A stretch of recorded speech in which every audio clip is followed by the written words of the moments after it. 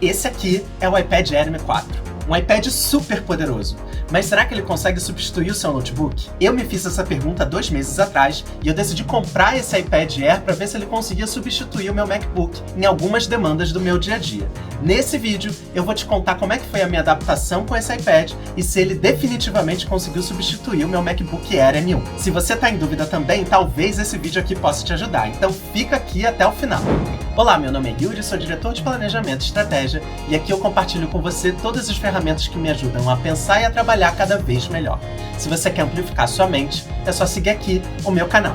Bem, eu já vou começar esse vídeo trazendo logo qual foi o iPad que eu comprei e quais são os acessórios que eu tenho com ele. Isso tudo porque todas essas coisas ajudam a entender qual foi a minha experiência com esse iPad até então. Bem, eu comprei aqui o iPad Air M4, ele tem 11 polegadas, eu não comprei a versão celular dele, eu comprei a versão Wi-Fi, até porque eu tô andando sempre com o meu celular, então não é uma demanda ter o celular embutido no iPad. E uma outra coisa também é que eu comprei a versão de 128 GB.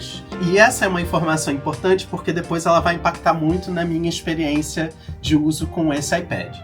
O que eu tenho de acessório para ele hoje? A capa teclado da BetDAO. É uma capa legal, assim, ela veio aqui já com o conector, inclusive, com o iPad, o que facilita bem ali o uso dele, então eu não preciso ligar o Bluetooth. A única coisa que eu não gosto é que ela tem esse apoio aqui, e pra mim isso daqui deixa menos usuável aqui a capa e o iPad, porque você sempre depende de uma mesa. Eu comprei também um teclado que foi especificamente para usar com o iPad Air. É o teclado clássico da Logitech que todo mundo sugere, que é o Pebble Key. Ele é muito bom, gosto muito desse teclado aqui, uso bastante. Uma outra coisa que eu comprei também foi o apoio para o iPad, da Innova. Ele é um apoio bem legal, tem aqui um imã para manter o iPad bem preso. E você pode ajustar ali em várias alturas, o que facilita bastante o uso quando ele está no setup na mesa. Eu tenho também um mouse da Logitech, que é um mouse ergonômico, mas eu comprei ele muito menos pela ergonomia e mais pela conexão, porque ele consegue conectar ali com 3 aparelhos. Isso facilita ali a minha jornada com o meu computador do trabalho, o iPad e o meu MacBook Air pessoal. Tenho aqui também a Pencil Pro da Apple. Essa daqui é oficial mesmo, mas tem várias paralelas aí que você consegue comprar e são muito boas.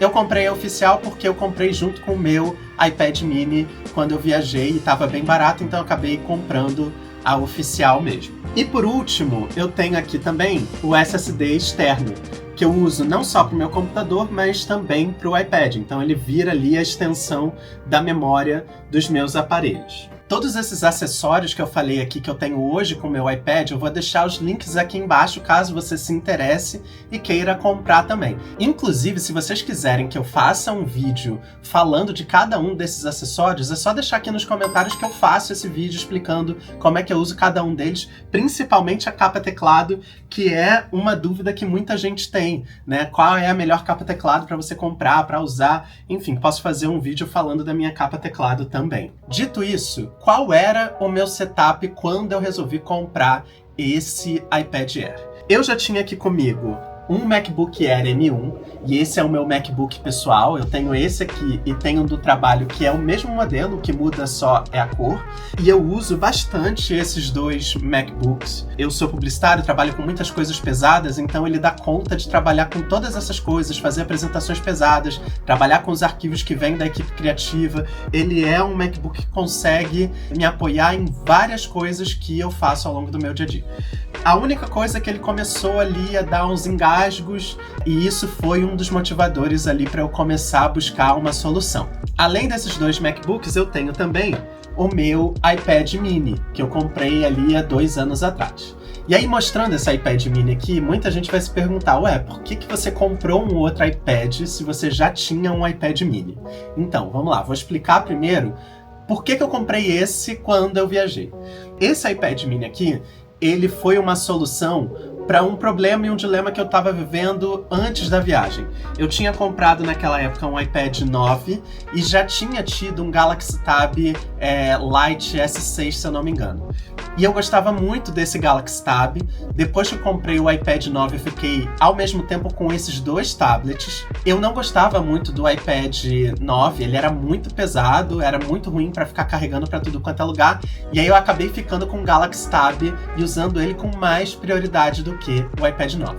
Antes de viajar, eu vendi os dois e acabei lá na viagem decidindo por comprar um iPad mini. Porque eu queria um iPad mais leve para leitura, para consumir conteúdo, que funcionasse como um caderno digital e fosse leve ao mesmo tempo, coubesse em todos os lugares, não ficasse muito pesado ali na minha bolsa. Então, quando eu fui na loja da Apple e comparei um e outro, o iPad Air e o iPad mini, eu acabei entendendo que naquele momento o iPad mini ia ser a solução ideal. E foi até então. Eu não tenho nenhum problema com esse iPad aqui, inclusive adoro esse iPad, é o iPad que eu estava usando com mais constância até então, até comprar esse iPad Air. Bem, mas por que eu resolvi comprar esse iPad Air? Como eu comentei, o meu MacBook Air M1 ele estava começando a não aguentar mais a fazer algumas edições, principalmente edições dos vídeos que eu gravo com a minha Osmo Pocket. Porque os vídeos da Osmo Pocket eles são um pouco mais pesados, então editar ele pelo M1 estava se tornando cada vez mais difícil. Ele ficava engasgando ali no processo da edição mesmo, e depois para exportar, para renderizar, ele demorava mais de 1 hora. Um outro ponto é que até no trabalho mesmo, o MacBook Air M1 está começando a engasgar em outros momentos. Vide quando eu vou ali usar muitas abas no Chrome. Um outro ponto importante é que eu precisava também de algo que fosse ultra mega portátil. Por quê? Eu viajo muito a trabalho. E aí, como eu tenho que levar o meu computador já do trabalho, o meu MacBook Air do trabalho, eu não queria ter que continuar levando o meu MacBook pessoal. E aí, por que eu não queria ter esses dois computadores comigo ao mesmo tempo? Quando você vai passar no raio-x do aeroporto, quando você vai passar ali pelo raio-x do aeroporto, você precisa tirar o seu computador da bolsa e colocar numa bandeja específica só para o computador. E quando você anda com dois, você precisa tirar ali 2 bandejas, E isso torna o processo muito desgastante. Sem falar que no próprio dia a dia, ficar andando com 2 computadores na bolsa é muito ruim. Eu queria uma solução ali que fosse um intermediário, que conseguisse ser mais leve do que o MacBook, conseguisse ter essa potência para edição dos vídeos que eu estava precisando e fosse esse ultra portátil que pudesse ser um computador também. Quando você coloca todas essas coisas numa equação, a resposta vem quase que imediatamente, Você precisa de um iPad. E aí, dentre todos os iPads possíveis, eu já tinha o iPad mini, que não dava conta dessa ultra potência que eu precisava, e eu tinha ali como solução ou um iPad Air ou um iPad Pro. Eu não acho que a minha usabilidade demanda um iPad Pro, então eu acabei comprando o iPad Air M4. Agora, como é que foi a minha experiência nesse primeiro mês usando aqui o iPad Air? Eu preciso confessar que no primeiro mês ele foi a ferramenta que eu mais usei. Ele definitivamente nesse primeiro mês conseguiu substituir o meu MacBook Air M1. Até porque as coisas que eu estava fazendo com mais frequência demandavam a potência, a ultra potência que o meu MacBook Air não tinha mais. Então eu acabei migrando muito das minhas funções para o meu iPad Air. E assim, ele substituiu muito bem nesse primeiro mês. Eu usava ele na minha mesa, usava ele com o meu setup, usava ele no meu colo quando eu estava precisando ali fazer alguma edição de vídeo. Usei ele, inclusive, para assistir as aulas ali da minha pós. Eu, nesse momento ali, nesse primeiro mês, eu quase não toquei no meu MacBook. Ele foi ótimo para fazer ali a edição, porque você pode usar o dedo, você pode usar a caneta, pode usar o mouse. Então isso ali deixava a edição muito mais dinâmica, porque você podia ter várias formas de editar o seu vídeo. E o desempenho dele na renderização desses vídeos foi, assim, incrível. Eu lembro que um dos vídeos que eu fiz, ele renderizou em 1 minuto, coisa que o meu MacBook Air M1 não fazia de jeito nenhum. O mínimo de tempo que ele fez foi, 8, 10 minutos e olhe lá. Então o que eu posso afirmar aqui é que nesse primeiro mês ele substituiu muito bem o meu MacBook Air. Agora, nesse último mês, eu acabei viajando de férias para Buenos Aires e eu decidi levar só o iPad Air como meu aparelho. E aí nesse mês, nesse uso na viagem, eu tive 2 problemas. A gente pode passar o pano, mas o segundo era o principal motivo pelo qual eu tinha comprado esse iPad Air. O primeiro foi que alguns dos sites que eu estava entrando ali, principalmente no processo de compra de ingressos para alguma coisa ali da viagem, ele não adaptava muito bem para o iPad. Então não conseguia concluir a compra ou fazer alguma coisa dentro do iPad. Então eu tinha que migrar para o meu celular e fazer aquela operação pelo celular. O que é um pouco estranho, né? Porque, em tese, se abre no celular, deveria abrir bem também no iPad. Mas não funcionou muito bem, principalmente o site ali onde eu comprei o ônibus Hop In, Hop Off. Ele não funcionou bem, eu tive que abrir no meu celular para concluir a compra lá. E qual foi o segundo ponto que ele não funcionou muito bem? Foi para editar os vídeos do vlog. Por quê?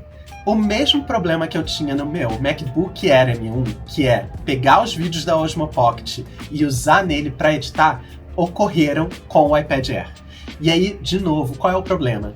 Os vídeos da Osmo Pocket, eles são muito pesados. Então, quando você joga para o iPad Air, se ele não tiver uma capacidade de memória muito grande, ele não vai conseguir ter todos os vídeos ali dentro. E aí algumas pessoas vão até me perguntar, mas pô, você tem o SSD, por que você não usou o SSD para fazer essa edição? Eu uso o CapCut para editar os meus vídeos. E para editar os vídeos pelo CapCut, você precisa ter os vídeos todos dentro do iPad. E aí eu sei que vão ter pessoas que vão falar que outros aplicativos fazem isso, né? Como o DaVinci Resolve ou até o LumaFusion. Eles fazem esse acesso ali ao teu HD externo para poder editar. Mas eu não estou acostumado com esses outros editores. O CapCut é muito mais simples de você fazer a edição. Esse é o que eu uso com mais avidez. E aí não dava para fazer uma mudança drástica nesse momento que eu estava viajando. Como eu não consegui colocar todos esses vídeos da Osmo Pocket no meu tablet, eu acabei não editando vídeo nenhum. E no final das contas, gente, eu acho que o erro tá mais em mim do que no próprio iPad. Porque se ele tivesse uma memória maior, eu possivelmente teria conseguido editar esse vídeo. Mas eu comprei o iPad de 128 GB e isso impactou muito na minha experiência. Isso quer dizer que ele não funciona como um editor de vídeos? Não. Isso quer dizer que quando eu for precisar de um aparelho que consiga editar vídeos muito pesados, ele não vai ser a solução. Mas me diz aqui embaixo, com tudo que eu contei até agora, você acha que ele pode ser um substituto para você? Você acha que ele pode te ajudar ali no seu dia a dia, no seu cotidiano? Me conta aqui nos comentários que eu quero saber. Agora vamos lá. Quais são as vantagens e desvantagens de ter esse iPad Air? As principais vantagens para mim são a potência dele, a ultra portabilidade e o fato dele conseguir trabalhar como se fosse um computador de verdade. E de fato, gente, esses três fatores tornam ele um super aparelho. A potência dá para ele a capacidade dele fazer vários trabalhos muito pesados. Então você consegue, por exemplo, editar vídeos, você consegue ali usar um aplicativo de 3D que vai precisar renderizar. Então, como ele tem um chip M4, ele tem toda a superpotência para fazer todos esses trabalhos, o que é muito bom. O outro fato é que ele é muito leve e ultra portátil, então você consegue levar ele em qualquer lugar, né? Você pode levar ele na sua bolsa, dá para você levar ele junto com outros computadores. Então, inclusive, para mim vai ser uma solução de ter o meu computador pessoal comigo o tempo inteiro, inclusive no trabalho quando eu for para o escritório. E o terceiro fato é que o iPad OS atualizado permite que ele funcione mais como se fosse um computador. Isso ajuda muito, porque você pode definitivamente ter a sensação de que você está usando ali um computador pessoal. Inclusive dá para você plugar em outras telas, né? Dá para você fazer multitela. Se você tiver com o seu MacBook pessoal, inclusive com a mesma conta da Apple, você consegue fazer a extensão de telas. Então ele ajuda muito no seu cotidiano. Quais são as desvantagens dele? Eu aqui anotei 3 também. A primeira coisa são os aplicativos que não estão adaptados ainda para o novo iPad OS. E tem vários aplicativos que não estão adaptados. Vou dar um exemplo que para mim foi o maior impacto ali enquanto eu estava usando ele nesses dias. Eu, para fazer os roteiros do canal, eu uso o Docs do Google. E o Docs do Google não está adaptado ainda para esse iPad Air. Isso impactou muito na minha jornada e na experiência com ele, porque toda vez que eu ia lá escrever, eu não conseguia selecionar o texto direito quando eu errava, então eu tinha que pegar e selecionar com o dedo. Enfim, o processo se tornava menos fluido, não dava para fazer isso com o mouse ou com o touchpad da capa teclado. Isso acontece com outros editores de texto? Não. Se você for para o Word, por exemplo, o Word está adaptado para essa nova dinâmica. Então você consegue fazer ali a edição de texto muito bem. E vários outros aplicativos já fizeram essa adaptação, só que tem alguns que ainda não fizeram essa migração e isso impacta na sua jornada ainda. Um outro ponto é que ele tem uma lógica touch ainda muito forte. E eu acho que essa lógica touch, ela se mostra muito quando você vai usar o mouse junto com o iPad Air. O que acontece nesses momentos? Primeiro que o ponteiro fica agarrando em cada aplicativo que você passa ali na tela do seu iPad. Isso irrita muito na sua experiência. A segunda coisa é que os aplicativos, quando você está usando o mouse, a parte de fechar, expandir, reduzir, né, minimizar a tela, né, do aplicativo, ele remete ao macOS. Só que quando você está usando o mouse, ele tem uma usabilidade ali muito ruim, que aí acaba impactando quando você está usando o mouse, porque você não consegue acessar aqueles botões. Inviabiliza usar ele como um computador? Não, só irrita mesmo. E por último, eu acho que essa é a principal desvantagem, é o fato de que você precisa dos acessórios para ele funcionar como um computador. E tudo isso torna o setup muito caro. Então você tem que levar em consideração que quando você comprar o seu iPad, você vai ter que comprar pelo menos uma caneta, nem que seja genérica, não precisa ser a da Apple, e um teclado ou uma capa teclado para você ter essa função ali mais parecida com um notebook. E essas capas, de novo, também já tem genéricas que funcionam muito bem. E por fim, qual é o meu veredito? Ele serve como um substituto ao computador? Eu acho que para várias pessoas ele vai servir como um substituto. E aí, antes de eu falar os motivos pelos quais eu acho que ele pode ser um substituto, eu vou fazer uma pequena observação. A gente tem uma geração aí, a geração Alpha, que boa parte dela não lidou com um computador. Boa parte dessa geração usa o celular desde pequeno e está mais acostumado com uma interface do celular. Especificamente para essa geração, eu acho que o iPad ele pode ser uma migração para o computador, porque ele mantém a lógica do celular, a lógica do touch, mas ao mesmo tempo ele vai trazendo, incorporando algumas lógicas do computador pessoal. Então isso ajuda para que essa geração faça essa migração para um computador pessoal. Outros grupos que eu acho que pode ser um bom substituto. Pessoas que não precisam de uma ultra liberdade com o sistema operacional, que só vão usar ali o iPad Air para editar um texto, para ver um conteúdo, para acessar sites, para assistir uma aula. Eu acho que para essas pessoas ele vai funcionar muito bem, ele pode ser sim um substituto ao MacBook, ao computador pessoal, e ele ainda tem essa flexibilidade ali de você usar com a caneta, escrever como se fosse um caderno digital. Então para essas pessoas eu vejo só vantagens. E aí quem cabe nesse bolo? Eu acho que estudantes, professores, executivos, médico, psicólogo, essas pessoas que vão usar ele muito mais na função híbrida, que é às vezes escrevendo, às vezes na mesa, e que vão usar alguns aplicativos mais leves, como um editor de texto e um Chrome, por exemplo. Para quem eu acho que ele não pode ser uma opção? Para pessoas que precisam de liberdade no sistema operacional. Então, como eu falei, essa adaptação ainda do iPadOS como se fosse um computador, ela não está bem feita, não está bem estruturada. Então você tem ali algumas fricções nessa jornada. Um outro ponto é que você não tem uma liberdade total no uso desse sistema operacional, que pode impactar no trabalho de algumas pessoas que precisam dessa flexibilidade maior no sistema operacional. Um outro ponto, que foi mais ou menos o meu caso, são para pessoas que precisam usar esse iPad em tarefas muito exaustivas, como a edição de vídeo que eu falei ali atrás, né? Se você vai fazer um vídeo que é muito pesado, que tem muitos efeitos, que tem muitas camadas de vídeo, que tem muitas imagens, eu acho que para essas pessoas pode ser difícil. Talvez, se você comprar um iPad com maior capacidade de memória, isso vai ser solucionado, né? Se comprar um iPad ali de 1 TB, talvez ele funcione muito bem para fazer esse tipo de função.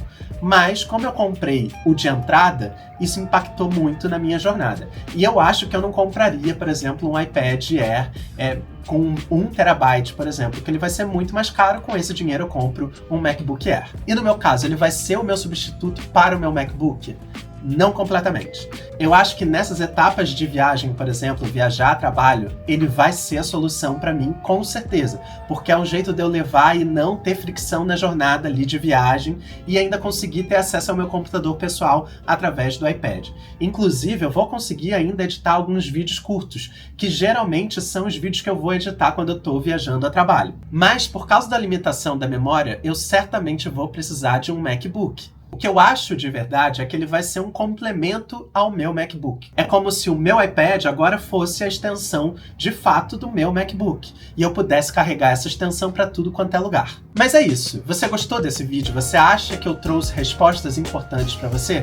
Se você acha que tem alguma resposta que eu não trouxe aqui, coloca aqui embaixo a sua pergunta, que depois eu posso fazer um outro vídeo, eu posso responder você pessoalmente, eu respondo todo mundo que interage aqui comigo. E aquelas coisas todas de YouTube que você já sabe, né? Curte o meu vídeo, comenta, compartilha, segue o meu canal. Toda semana eu trago um vídeo aqui para te ajudar a trabalhar melhor. Mas é isso, galera. Até o próximo vídeo.